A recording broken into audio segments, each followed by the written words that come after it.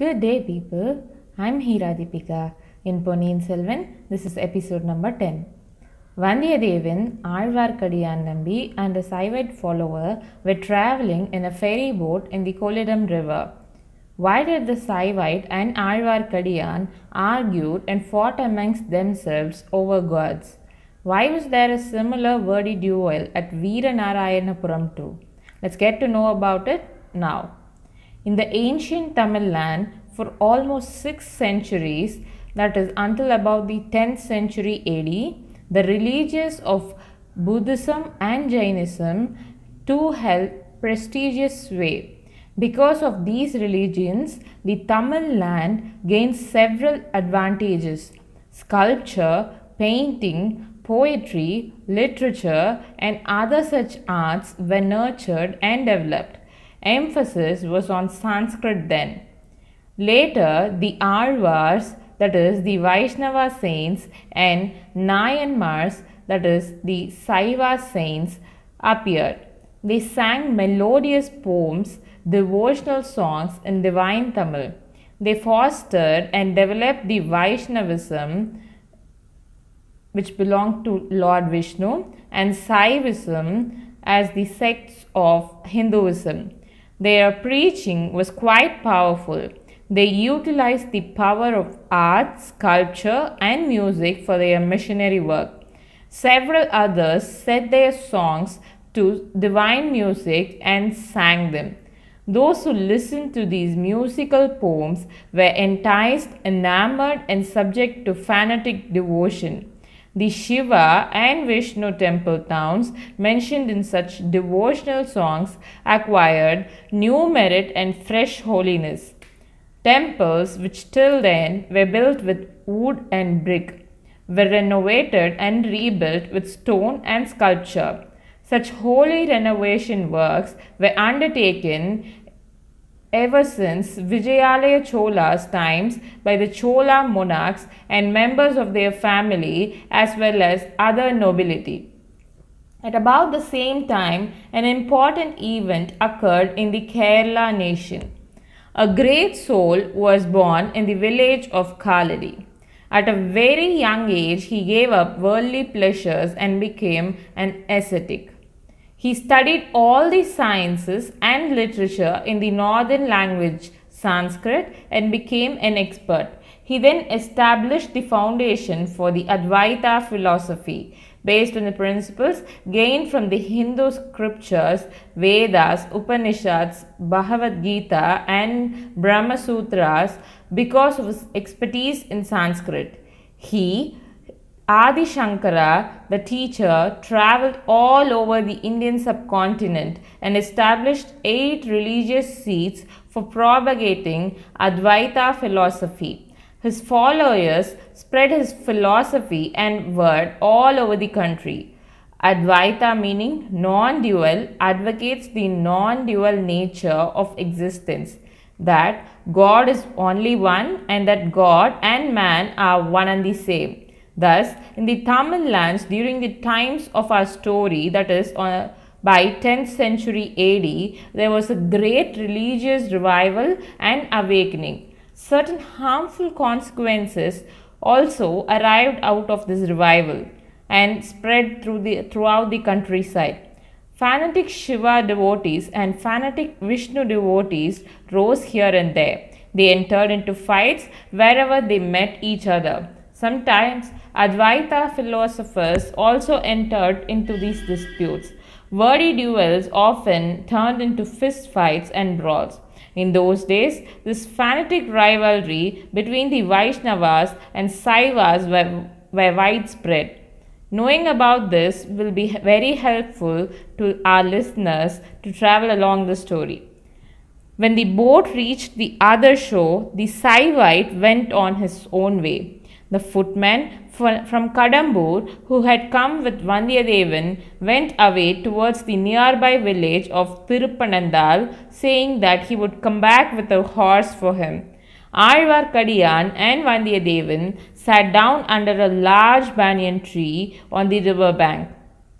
Both of them, Vandiyathevan and Nambi, were planning to pull out information from each other's mouths. For a while, they were beating around the bush. Well, Thambi, you did go to Kadambur without taking me with you. Even my entry into the fortress was with great difficulty, Mr. Nambi. Oh, who all had come there? All sorts of dignitaries had come. Paruvettaraiyar had come. His young bride had also come. Dear me, how shall I describe the beauty of that lady? What? Did you see her?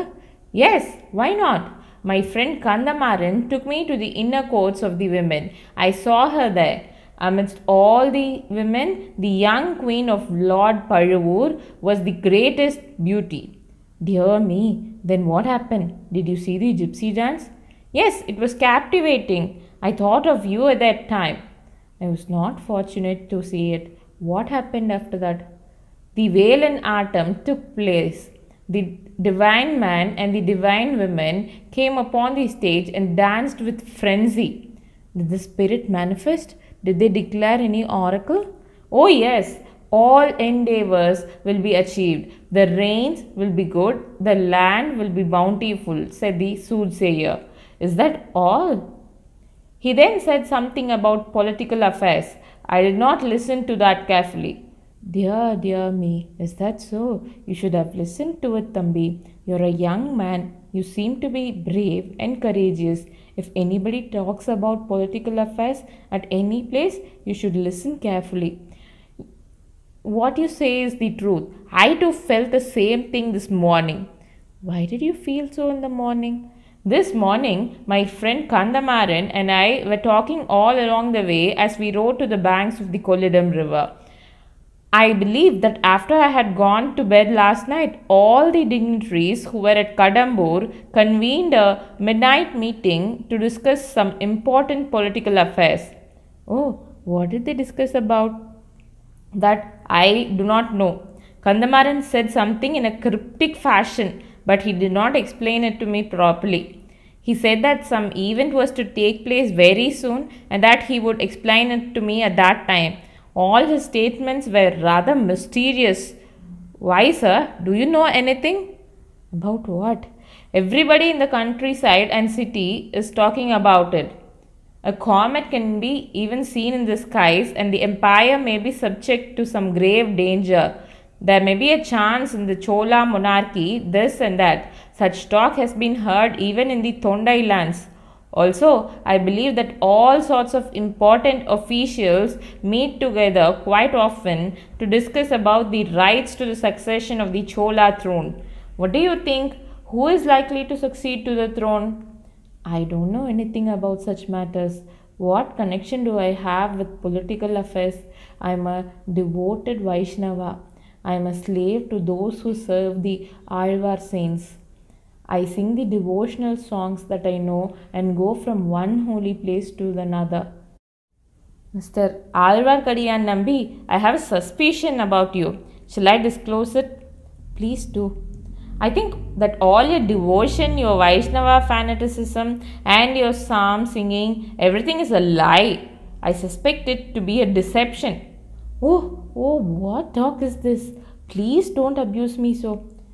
Don't. You put on such disguise to hide your desire for women. I have seen few others like you. I seem to dislike any women I see these days. Thambi, I too know of some men who are crazy about women, but don't mix me up with such fellows. Your suspicion isn't right.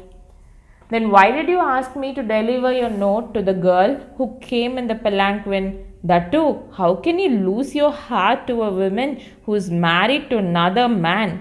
Did you not want to come to Kadambur mainly to see her? Don't deny it. I won't deny it, but your reasoning isn't right.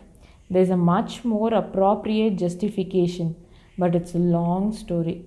My horse is yet to come, so do tell me that story. I can listen. It's not an imaginary tale, it's a true story. All right, I shall tell you. I may need your help sometime later. You won't refuse it then, will you? If it is just, I will definitely help you. If you do not like it, don't tell me anything. No, I must surely tell you the story. The young bride of the demon Paruvettaraiyar The girl to whom I asked you to carry a note, her name is Nandini. You will be surprised if you hear what I have to say about Nandini." Saying so, Alvarkadiyan started narrating the story of Nandini.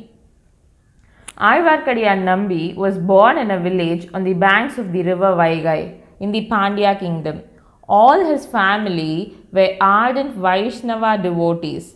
One day, his father was walking in the gardens along the river bank when he found an orphan baby girl who was abandoned in the garden. He brought the infant home. Because the child was very attractive and beautiful, all the members of his family loved and nourished her. Since the child was found in a garden, that is Nandavanam, they named her Nandini. Nambi, considering her a younger sister, loved and cherished her. As Nandini grew in years, her devotion to Lord Vishnu also grew.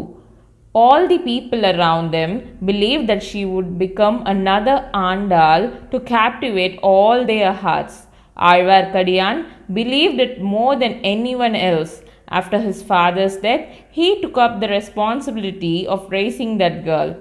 The two of them travelled from one town to another, singing Vaishnava poems and spreading the belief in devotion to Vishnu. People who heard Nandini wearing basil leaf garlands and singing the psalms of the Alvar saints were enchanted. At one time, Alvarkadiyan had to go on a journey to Tirupati, that is Thiruvengadam. His return was delayed. A problem happened to Nandini then. The final great battle between the Chola and the Pandya kings were fought near the Madurai city. The Pandya armies were totally destroyed. King Veerapandya had fallen in the battlefield with wounds all over his body. Some of his personal servants found him and they tried to revive him and save his life. They brought him away from the battlefield and into the house of Nandini, which was nearby. Nandini, upon seeing the condition of the Pandya king, was filled with pity and she nursed him in the sick bed. However, the Chola soldiers soon found this out. They surrounded Nandini's house, entered inside and killed Veerapandya. Lord Paruvetarayar, captivated by the beauty of Nandini, whom he found there, imprisoned her and took her away with him. All this happened 3 years ago. After that, Alvarkadiyan could not see Nandini at all. From that day, Alvarkadiyan was trying to meet and talk to Nandini. If she wished it, he would even free her and take her away. He had not succeeded in that endeavour so far. Upon hearing this tale, Vandiyadevan's heart was touched, and for a second he considered telling Nambi that the person inside the covered palanquin in Kadambur was not Nandini, that it was Madhurandaga, prince. Something in his heart prevented him. Perhaps all this tale was the fertile imagination of Alvarkadiyan. Therefore, he did not reveal the secrets he had learned at Kadambur fortress. By now, they could see the footman from Kadambur coming back with a horse. "Thambi, will you do me a favor?" asked Alvarkadiyan. "How can I help you? Paruvetarayar is capable of even controlling the Chola empire. I am a single fellow with no powers. What can I do?" Vandiyadevan answered him carefully now. Later he asked, "Mr. Nambi, are you saying that you do not know anything about the political affairs? Can you say who is eligible to succeed to the Chola throne if something happens to Sundara Chola?" After saying so, he checked Nambi's face eagerly to see if there was any change in his expression. There was not a bit of change in Nambi's facial expression. "What will I know of such matters, Thambi? Perhaps if you ask the astrologer of Kudandai, he may be able to tell you something."